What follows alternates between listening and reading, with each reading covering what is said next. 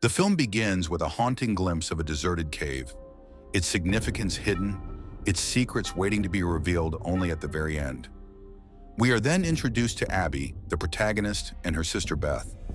After the death of their mother, the two became inseparable, with Beth taking on the role of both sister and caretaker. Though their father is still alive and loving, it is Beth's presence that means everything to Abby. But tragedy strikes when Beth is diagnosed with cancer. Doctors give her little time to live. Abby, heartbroken and unwilling to accept this fate, learns of an experimental treatment that claims to cure cancer. The cost, however, is far beyond what she can afford. Determined to save Beth at any cost, Abby decides to take on a dangerous, high-paying job. Despite warnings, the young geologist accepts work in the Georgian Caucasus, a treacherous mountain region bordered by Russia and the Black Sea, parts of which remain under Russian control. Her assignment? To search for uranium. The work is risky, but it pays well. Months pass with no results, while Beth's condition worsens. One day, Abby suggests digging deeper into the restricted Russian side. Her colleague refuses, reminding her that stepping into that territory could cost them their lives. Frustrated and desperate, Abby receives another call from her father, who scolds her for taking such reckless risks. But she cannot stop now. Without money, Beth has no chance. The next day, after yet another fruitless search, Abby ventures alone into the forest. Her colleague refuses to join her, warning of wild animals. Abby insists, takes his gun, and pushes forward. The forest is eerie, cloaked in silence. Then she sees it, a strange black stone lying on the ground. Intrigued, she picks it up. It's unlike anything she has ever seen before. Back at camp, she secretly studies it and convinces herself that it could be worth enough to fund Beth's treatment. She hides it from the company. Just then, another urgent call from her father arrives. Beth is in critical condition. Abby decides to return home immediately. She tells her colleagues she may not be back and boards a helicopter.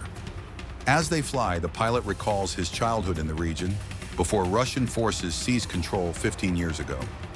Suddenly, Abby spots something unusual in the sky. At first, it looks like a flock of birds, but it isn't. The dark object slams into the helicopter, disabling it. The crash is violent. Abby wakes up, injured, surrounded by wreckage. One pilot is already dead. The other is gravely wounded. She tries to save him, pressing on his wounds, but the radio is broken. Stranded in the middle of nowhere, Abby realizes survival is uncertain. She studies the map. The nearest road is 60 kilometers away. She tends to the injured pilot as best she can, builds a fire and waits. But by morning, the second pilot is dead. Abby is now completely alone. With no choice, she gathers supplies, takes a gun, and sets off. That's when she hears faint static. Among the wreckage, she discovers a working walkie-talkie. After charging it with a helicopter's battery, a voice crackles through. "John, another crash survivor." John says he's trapped near a lake, his leg pinned, with no sensation below the waist. His long-range antenna is broken. Rescue is impossible unless someone reaches him. Abby checks her map. The lake lies 30 kilometers north.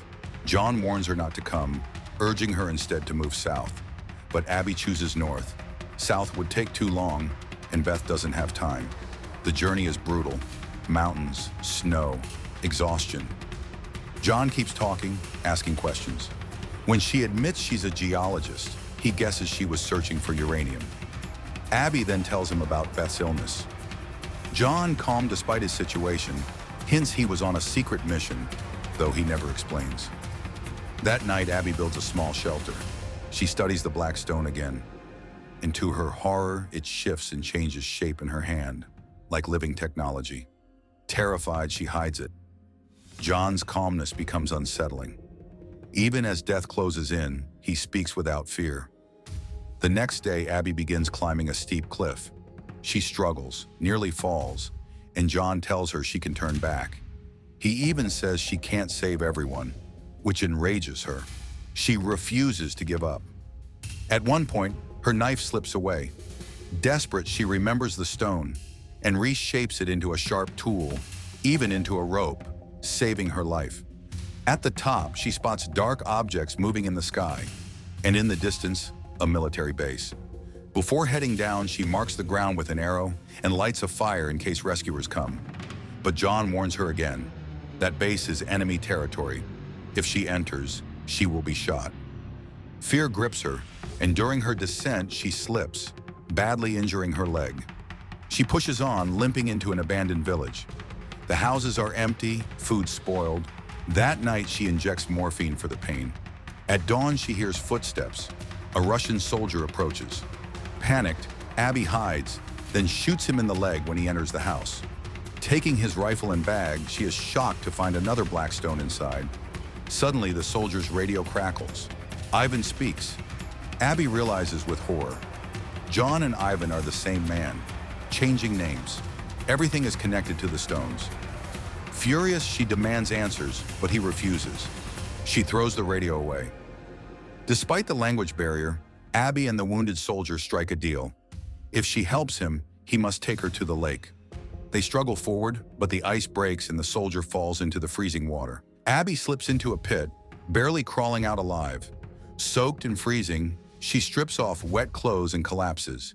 John's voice returns.